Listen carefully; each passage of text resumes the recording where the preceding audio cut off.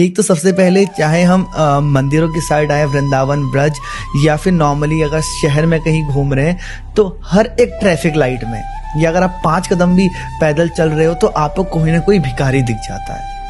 कोई समर्थ है, पूरा हष्ट पुष्ट है, कोई अपंग है, लेकिन आपको हर 4 कदम में दिखते रहते हैं। और अगर दे दें तो ऐसा लगता है कि ये तो उससे नशा करेंगे, हमने एक गलत चीज को, एक गलत प्रथा को हमने उसको सहारा दिया है, एक गलत प्रथा को, ये तो बिजनेस चल रहा है। और ना दे तो मन में लगता है कि जेब में पैसा था मेरे और मैंने फिर भी उसको नहीं दिया जो मेरे सामने हाथ फैला के आया था। तो क्या किया जाए? भगवान ने हमको बहुत कुछ दिया, क्या उन्होंने देने से पहले पूछा था कि तू इसका कहाँ उपयोग करेगा? नहीं।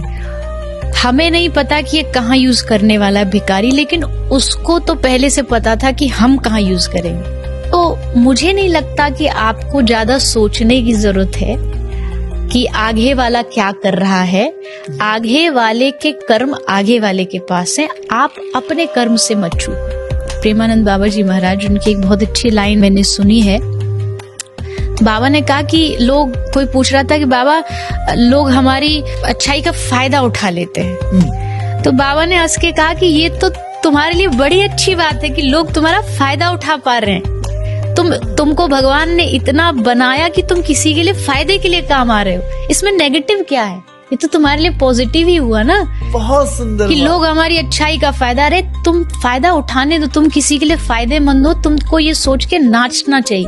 जैसे एक बस जा रही है, एक आदमी विंडो की साइड बैठा है और एक विंडो से दूसरी साइड में बैठा है। एक भिखारी विंडो पे खड़ा होकर भीख मांग रहा है। जो विंडो वाला व्यक्ति है वो नहीं दे रहा, पर जो उधर वाला बैठा उसके मन में आया, उसने 50 रुपए निकाले और वो भिखारी को देना चाहता था, पर उसका हाथ वहां तक पहुंच नहीं रहा।